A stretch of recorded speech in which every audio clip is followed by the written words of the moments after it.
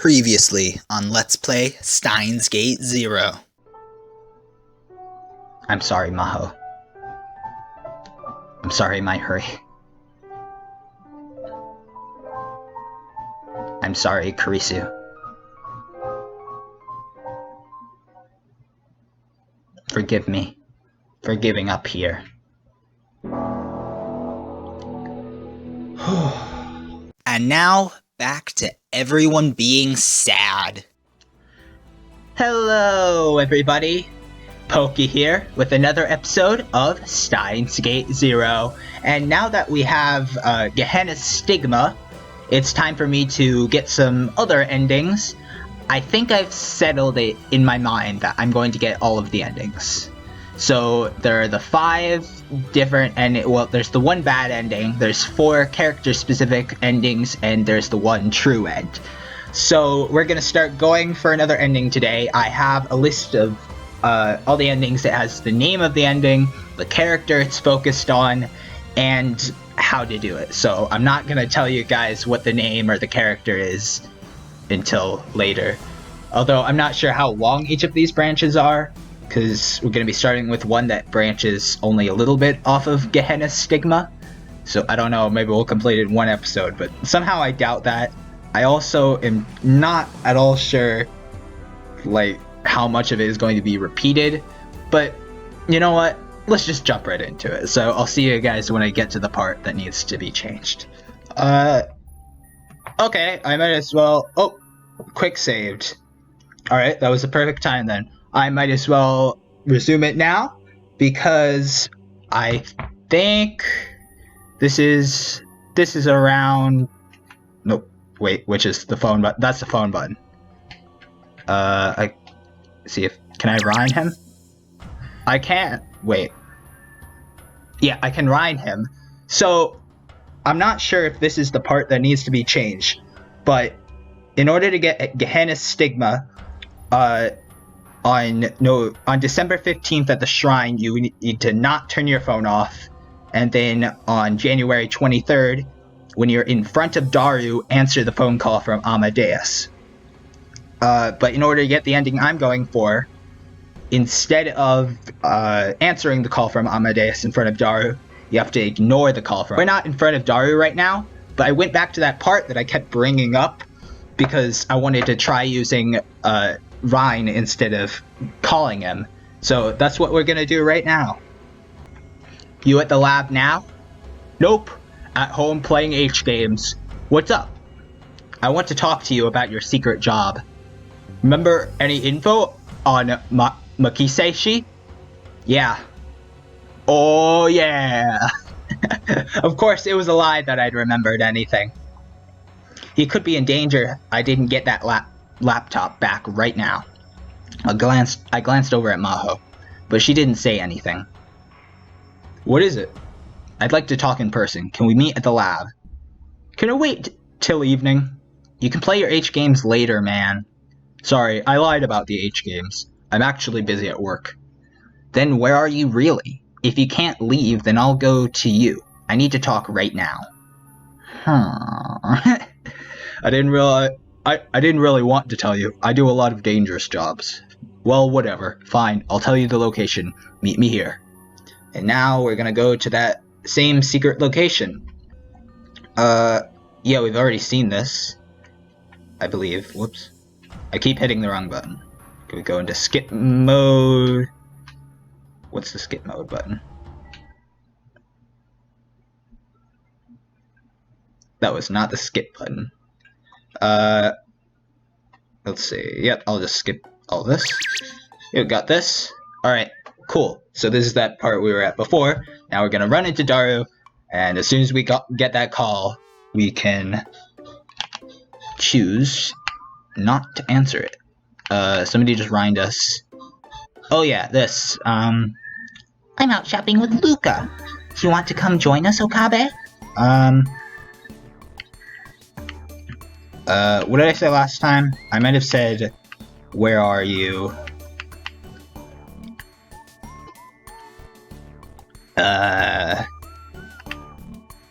I'll say, sorry, a bit busy now. What happened? I'm about to have a bit of a long talk. With who? Daru. It's not something we can let a girl hear. I'm a guy, though.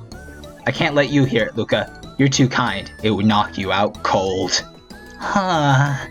Oh, Green, don't do anything too weird. But you haven't done anything like that lately, so it kind of feels like old times. Sorry, ask me another time. No, sorry for bugging you. Talk to you later. Bye. Farewell. Aw, that was sweet. Alright, back to skip mode.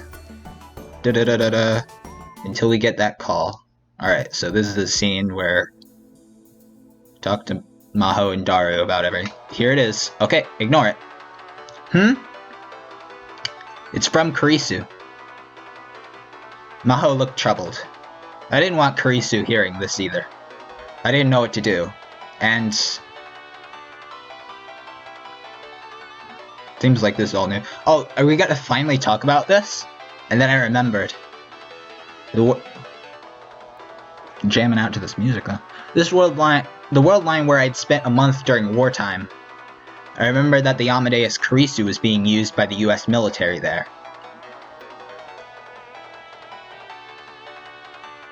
I still didn't know what that meant. I stared at my phone's screen. Not me. Should I answer it, or should I talk to Daru first? I was really surprised to see you two knew each other, though. I guess I'm just gonna leave her hanging. Got this cool music to listen. Alright, cool. So by ignoring this, we're triggering new stuff, so we're on our way to a new ending. Woo! I was really surprised to see you two knew each other, though. I wasn't sure what to say when I saw you together at May Queen. Well, I figured it out quick, though. You both knew Kurisu Makise. But Mahotan, you said you weren't going to tell Ocarina about this. Did you change your mind? It'd be more accurate to say he figured it out for himself. Oh, I see. Daru nodded and grabbed some snacks off the table to gobble down. Cool. I put the smartphone in my pocket. For now, I needed to focus on talking to Daru. So, what did you want to talk about? That phone call, by the way, if you don't remember, that's the one where we let know that Maho's apartment building was attacked. So, I don't know, there could be some serious consequences here, but whatever, all's well that ends well, and I don't want to get that bad ending again, obviously. You know what I want to talk about. I'm here with Hyajo. Show me the laptop and hard drive that Kurisu left behind. Did you figure out the password? I have no idea. What do you mean?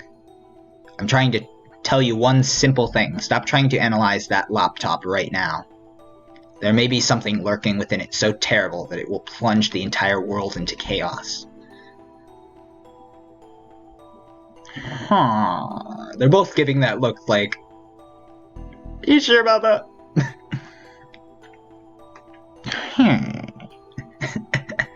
Hey, are you listening? Get a grip, dude. So, you're one of those, huh? No, I'm being serious. This isn't about Hoyoin. However you say that. Get a grip, dude. I have a grip. I slammed my hand down on the table. The shock was enough to cause one of the empty cans on the table to fall to the floor. Listen to me, okay? This involves Suzuha. Suzuha? You know what Suzuha's job is, right?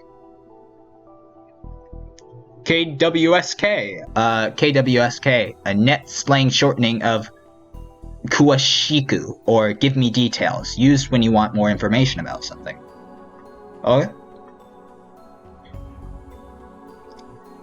Nakabachi's paper. That was enough for Daru to understand.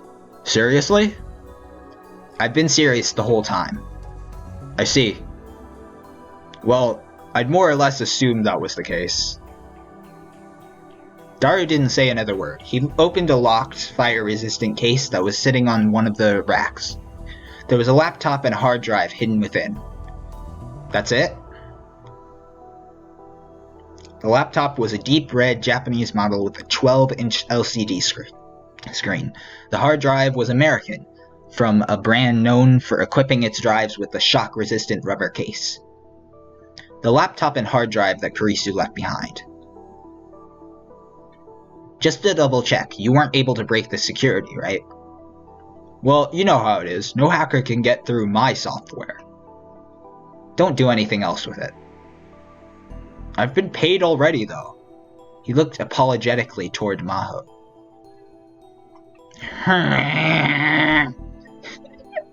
She was glaring at me. I asked this before, but what exactly are you hiding when it comes to Kurisu? Trying to learn the truth isn't always the answer. That's just what you think. You won't even give me the information I need to make that choice. Oh great, back to me wanting to tell Maho everything. But this is before she got that thing implanted in her brain, so now I can say it, and I won't be wrong. Tell Maho everything! It's dangerous. You know you were just attacked, right? I don't want to be a coward who just hides behind your knight in shining armor. I'm a scientist. I don't want to give up on trying to reach the truth, no matter how dangerous that may be. You just don't understand. If Kurisu was here, she'd probably say the same thing, wouldn't she? I was startled. Maho is right. I remembered having the same conversation with Kurisu. It was when we were looking into CERN, I think.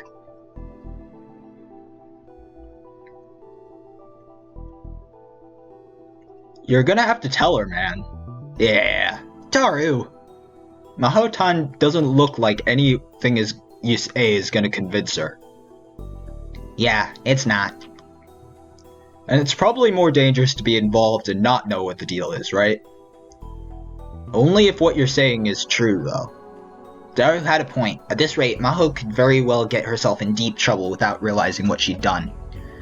Just the fact that she was carrying Kurisu's belongings made her a part of the Third World War, but she had no idea. That computer wasn't just something to remember an old friend by anymore.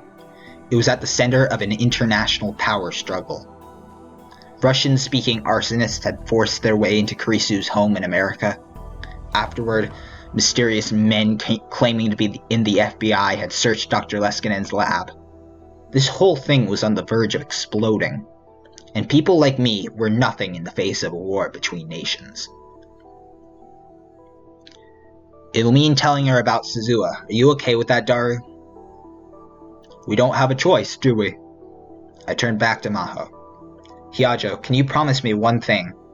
You're a scientist, and I believe a very logical person. Don't let your emotions lead you into doing something stupid. Don't do anything rash.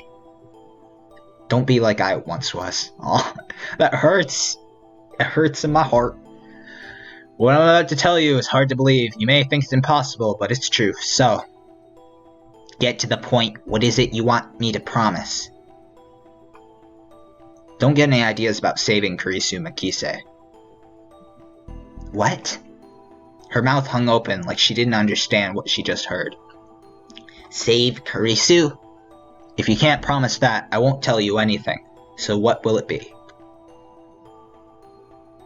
It's tough. Does that mean it's possible that I could save her? You may think so, but I'm telling you right now, there isn't.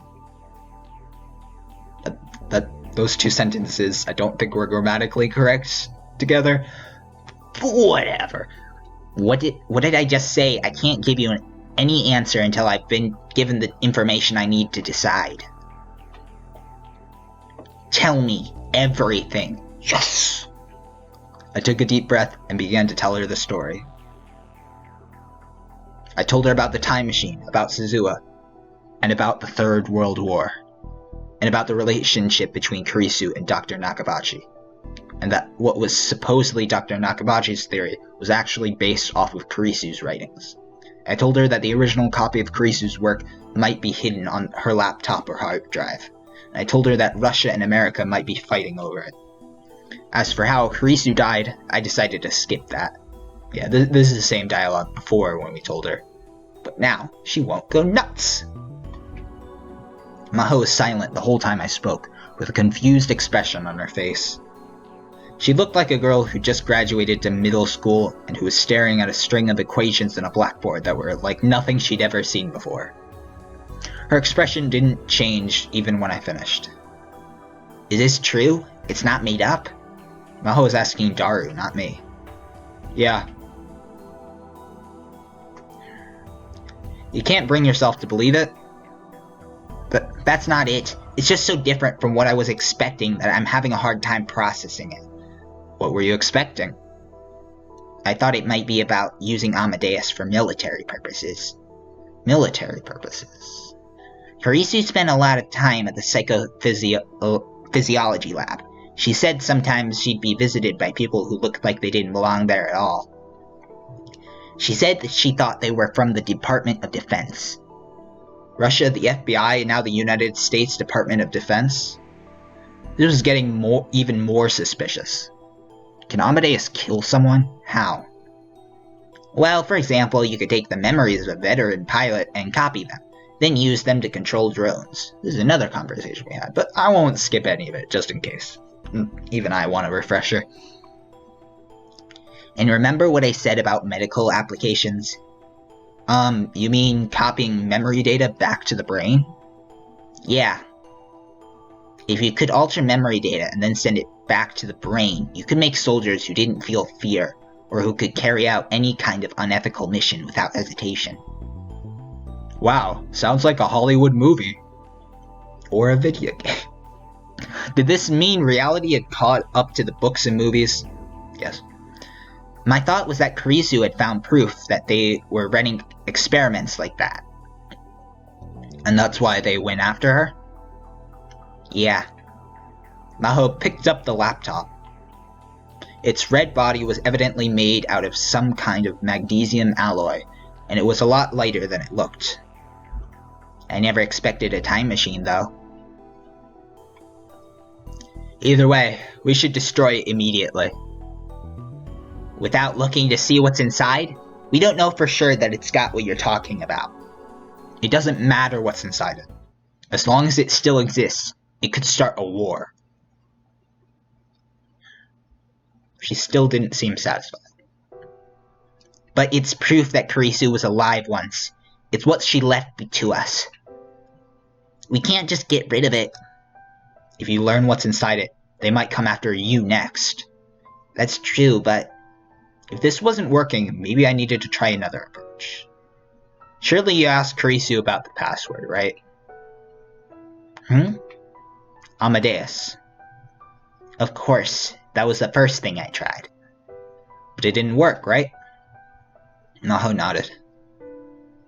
That's strange, right? Normally she'd know. But the Amadeus Kurisu didn't know what it was. There's only one possibility then. Kurisu herself changed the password without Amadeus knowing.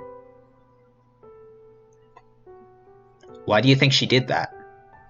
Isn't it because she didn't want anyone knowing what it was? Let's not dig up the graves of the dead, okay? Dig up her grave. It's not like that. I'm sorry. You're right. Maybe I'm getting too obsessed with Kurisu.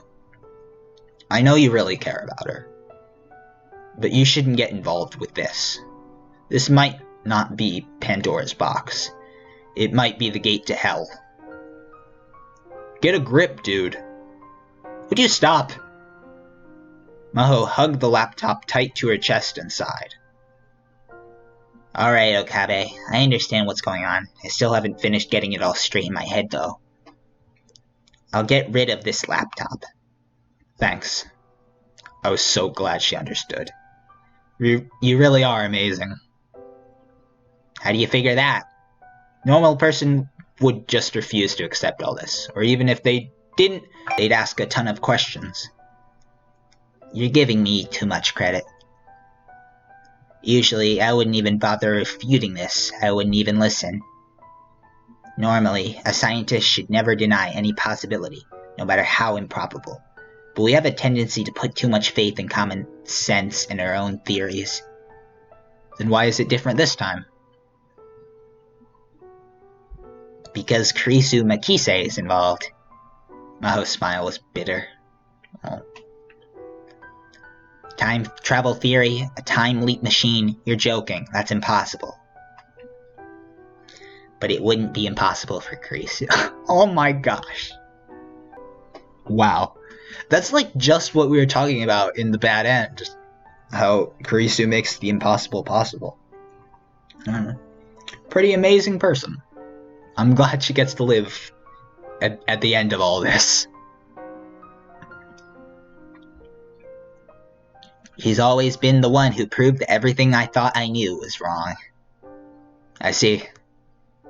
That's right. Her Amadeus login ID was Salieri. I almost said that, but I stopped myself. It seemed to me like that ID held some kind of gloomy meaning to her as a scientist. So what about my pay? I've actually already used all the money Maho-tan gave me to reserve this month's H Games? You're terrible. That's what I do this job for! It's fine. I won't ask for my money back. I didn't expect much when I asked you anyway. Just so we're clear, another 3 days and I would have cracked the password. Totes serious. I don't think I need a definition for totes serious. Sure, whatever. Something about Maho is just, like, delightful. His smile, it just, like, more than any other character, that smile warms my heart. Maho smiled and turned back to me. By the way, I want to see proof of this. Proof? You've got it somewhere, right? This time machine? And I want to talk to Suzuha too. Well, I don't know about that. Daru had agreed to it, but still, I told Maho about the time machine without asking Suzuha. We just gotten into a fight, and I didn't really want to bring this up with her. But even showing Maho the time machine would mean I'd need to get Suzuha's permission, and that made it difficult. Daru, why don't you talk to Suzuha for me instead? Here we go. Before I could finish my sentence, the intercom on the desk beeped.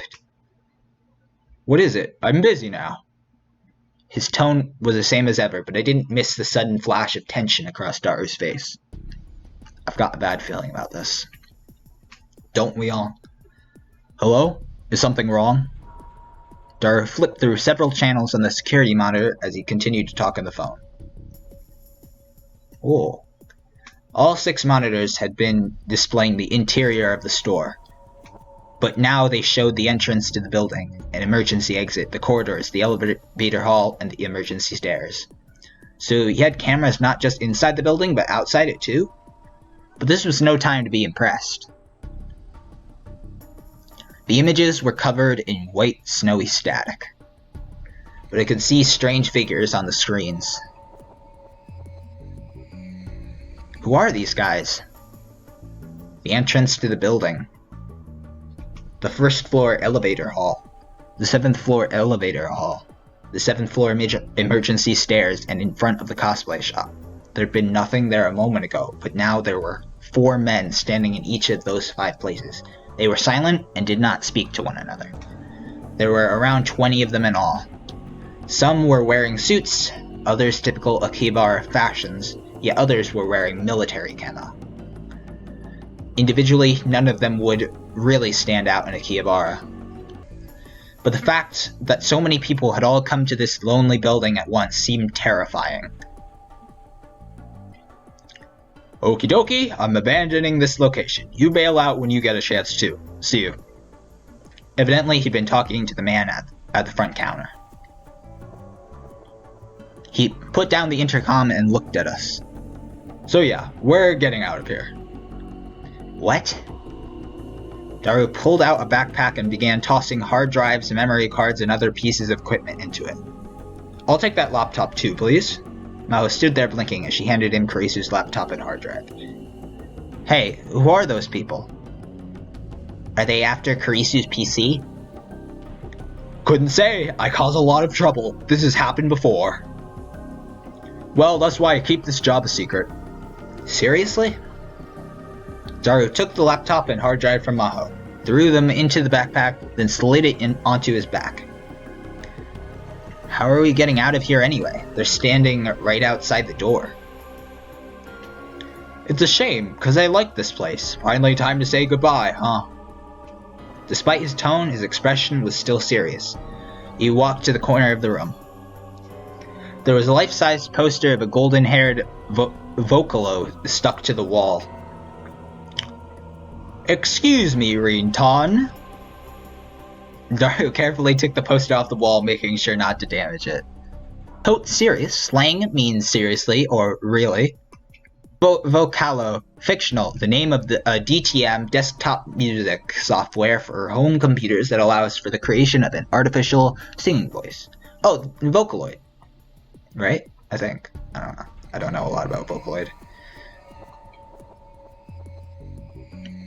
There was a glass door hidden behind it, which led out to a concrete veranda. This way.